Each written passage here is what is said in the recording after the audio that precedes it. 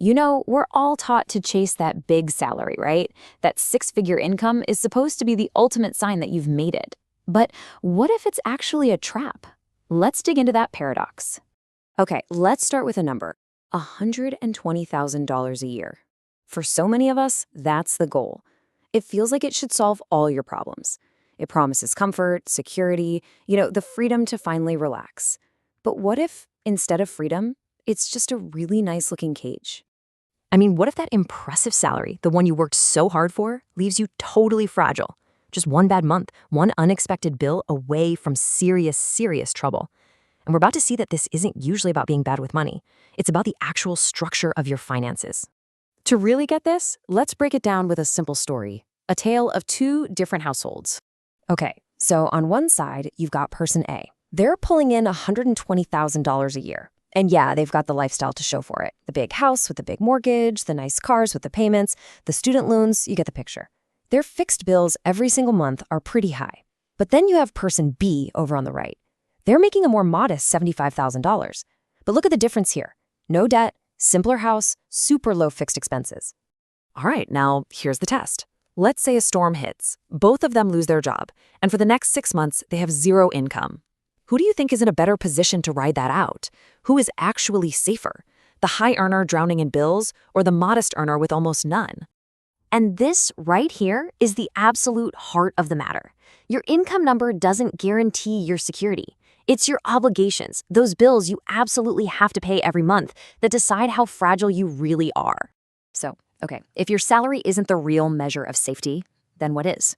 Well, let's break down the 3 pillars that create real financial stability. It really comes down to these 3 things. First, your fixed expenses, the things that eat up your cash before you even see it. Second, your debt, which is basically a claim on all your future paychecks. And third, your liquidity, which is just a fancy word for the cash you can get your hands on to absorb a shock. And here's the crazy part, right? Our whole financial system, it's practically built to push us into this trap. You want to buy a house? Here's a giant mortgage. You want to get an education? Here are some student loans. You want to upgrade your life right now? Just put it on credit. Every single one of those is leverage, and every bit of leverage just makes you more exposed if something goes wrong. Let me show you what this looks like with some simple numbers. So imagine a household bringing in 10 grand a month. Sounds great, right? But what if their fixed obligations, the mortgage, the car, all those loans, add up to $8,500? That leaves them with just this tiny, tiny sliver of $1,500. And that little sliver, well, that's everything. That little bit left over, it has a name. It's called margin. And honestly, understanding your margin might be the most important thing you can do for your financial health. So what is margin? Put simply, it's the cash you have left after every single one of your must-pay bills is gone.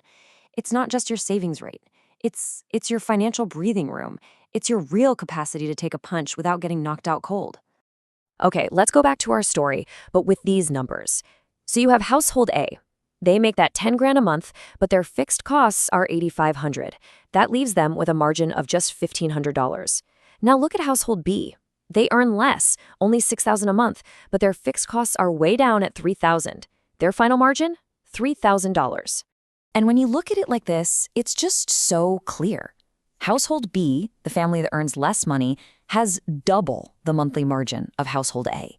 That means they have twice the ability to handle a surprise car repair, to save for something important, or to survive losing a job.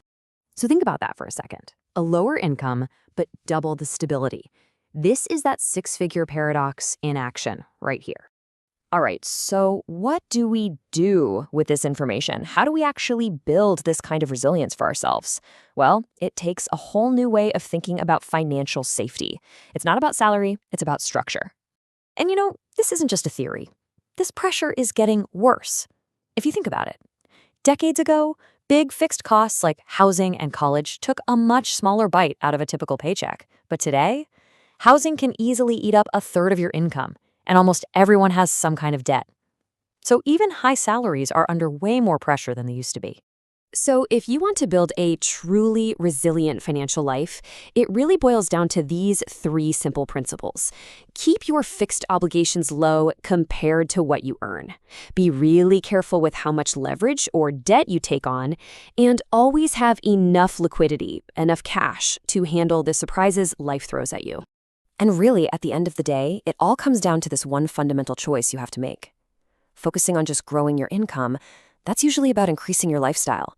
But focusing on growing your margin, well, that's about increasing your stability.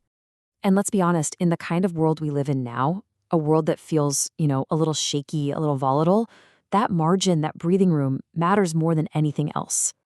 So I want to leave you with this one last question, something to really think about for yourself.